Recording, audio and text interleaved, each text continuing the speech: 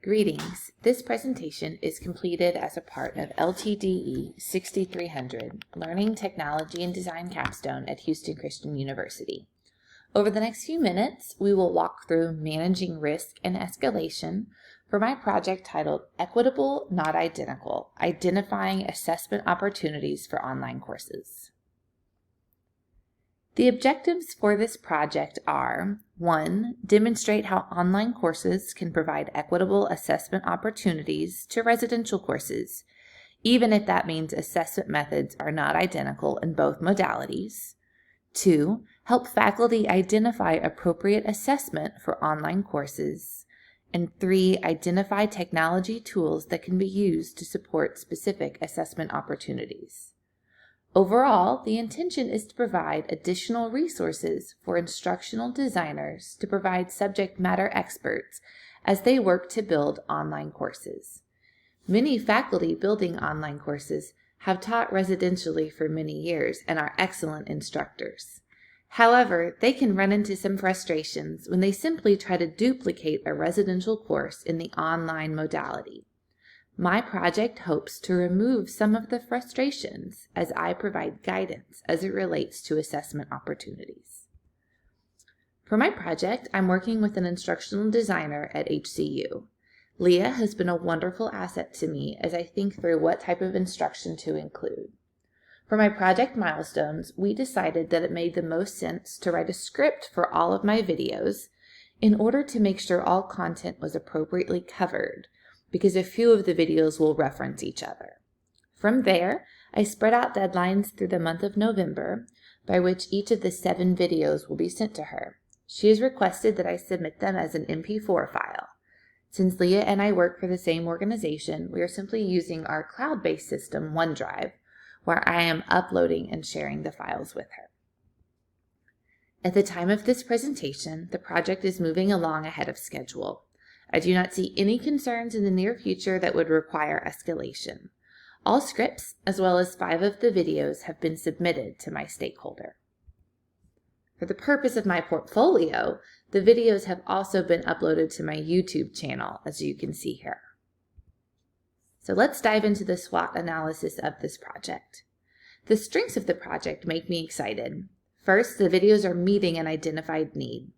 The idea for this project came to me after talking with faculty on campus during the university's annual institutional effectiveness or programmatic assessment process.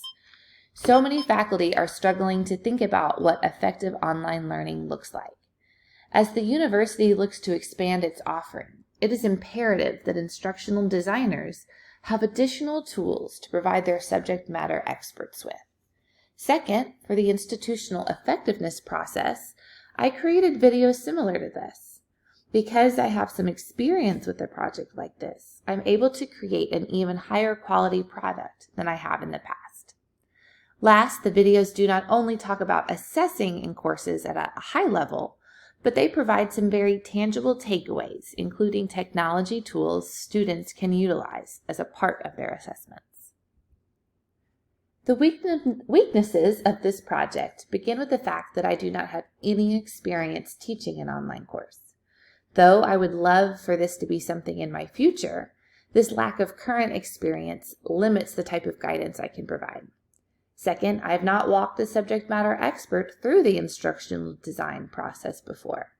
So my guidance is limited to what others have told me are issues, as well as common questions and concerns highlighted in instructional design resources. And last, though I have created videos like this before, visual design is not my strength. It's an area I continue to seek growth in, but is still a weakness of mine. The opportunities for the project are strong. First, these videos are designed to be a basic level of training. They provide a great springboard for additional training for those who are interested in that. Second, the videos give HCU's instructional designers a tangible resource to guide their subject matter experts. And finally, faculty with a growth mindset as it relates to online learning will be able to see how what they have done residentially can be modified to create an excellent online learning experience.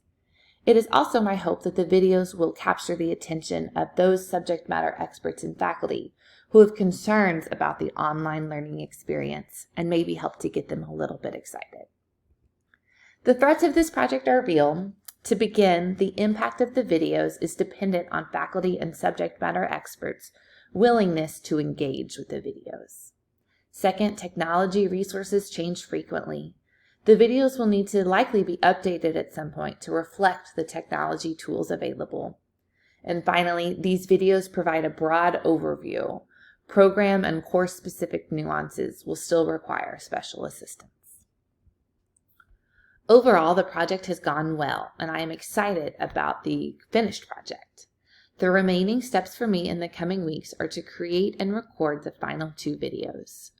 I am excited about the potential impact this collection of videos will have not only on subject matter experts, but ultimately on students as they engage in online learning endeavors.